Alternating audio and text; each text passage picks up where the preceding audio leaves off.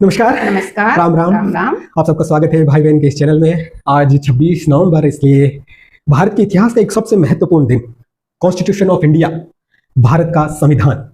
वह संविधान, संविधान माने क्या? संविधान माने समानता की वो राह जिसकी नज़र में कोई बड़ा कोई छोटा नहीं। संविधान माने स्वतंत्रता की सांस जिसका हक भारत के हर एक सदस्य को है। संविधान माने न्याय का वो दीप जो हर एक अंधेरे घर में उजाला करे। संविधान माने लोकतंत्र के दिल की धड़कन जो हर एक भारतीय के दिल की धड़कन बनती हो। संविधान माने मातृभूमि के लिए प्रतिज्ञा कि हरदम तेरे लिए मर मिटेंगे। संविधान माने हर जन का वादा कि हर पल एक साथ खड़े रहेंगे। संविधान माने अतीत का त्याग, संविधान माने वर्तमान का गर्व, और संविधान माने भविष्य पर मान। और यही भारत का संविधान, और इसी संविधान के लिए हम आज एक सीरीज लेके आए हैं जिसमें हम आपको बताएंगे कि संविधान किस तरीके से बनाया गया, संविधान के लिए संविधान सभा का गठन किया गया और किस प्रकार से उन दिनों में हलचल हुई। शुरुआत करते हैं। सन 1895 संविधान सभा की मांग की गई जो बाल गंगाधर तिलक द्वारा की गई। किसने की? बाल गंगाधर तिलक ने। और अंतिम बार यानी कि मांग बाल गंगाधर तिलक साहब ने कर ली थी, लेकिन 1938 तक अंग्रेजों का राज था, लेकिन अंग्रेजों के राज में बाल गंगाधर तिलक साहब कुछ कर नहीं पाए थे। इसलिए नेहरू जी ने फिर उसको मांग को आगे बढ़ाया। जब 1938 में नेहरू जी पावर में आने लगे, नेहरू जी का प्रभाव और बढ़ने लगा, तो उन्होंने इस मांग को आगे शुरू किया वापस से। दिनांक थी 9 दिसंबर 1946 संविधान सभा का गठन किया गया और इसकी अध्यक्षता के लिए सच्चिदानंद सिन्हा जी को चुना गया। सच्चिदानंद सिन्हा जी को इसकी अध्यक्षता के लिए चुना गया। और संविधान सभा को संबोधित करने के लिए किसको चुना गया? जेपी कृपलानी को चुना गया। इस प्रकार संविधान सभा की स्थापना की गई।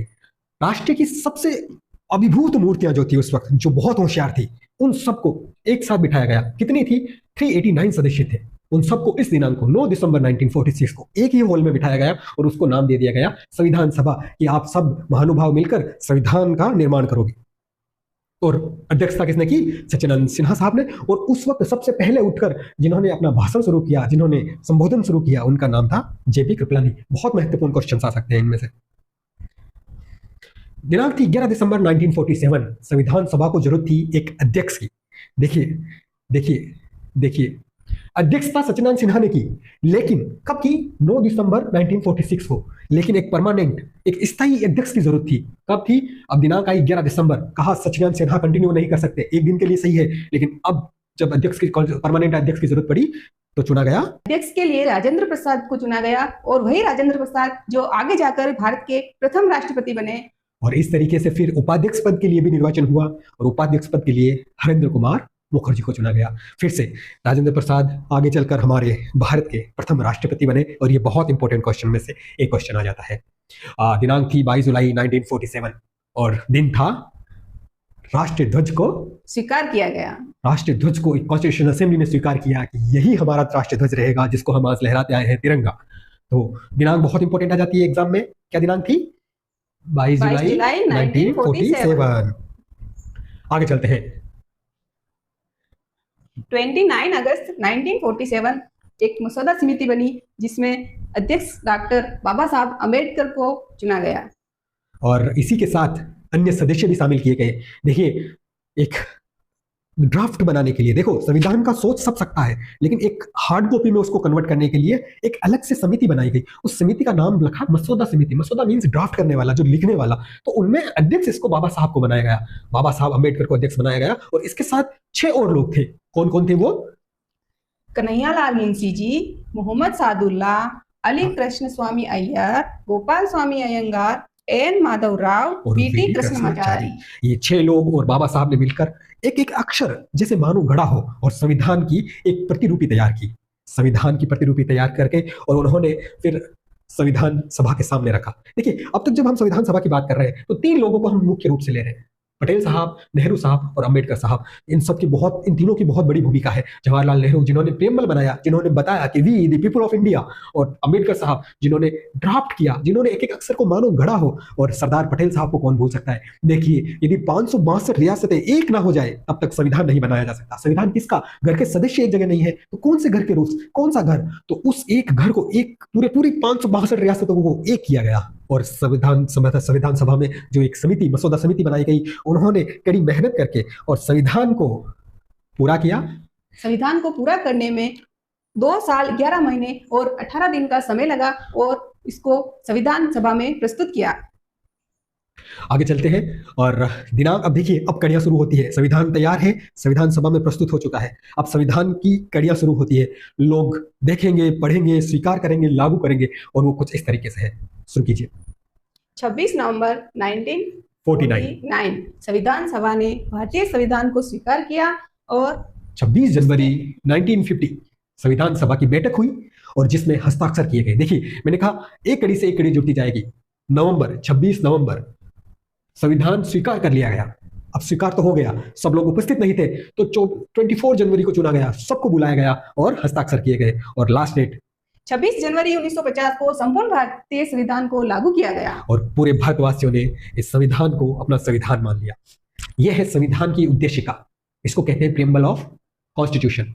देखिए दो लैंग्वेज में लिखा गया है, पहली लैंग्वेज है हिंदी और दूसरी क्या है, इंग्लिश। इस प्रकार से संविधान को दो अलग अलग भाषाओं में लिखा गया।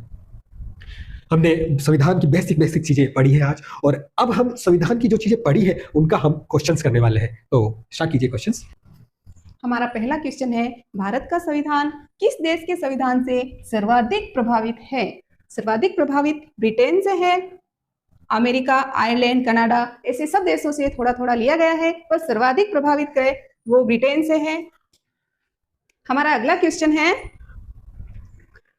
भारत का संविधान कब लागू किया गया?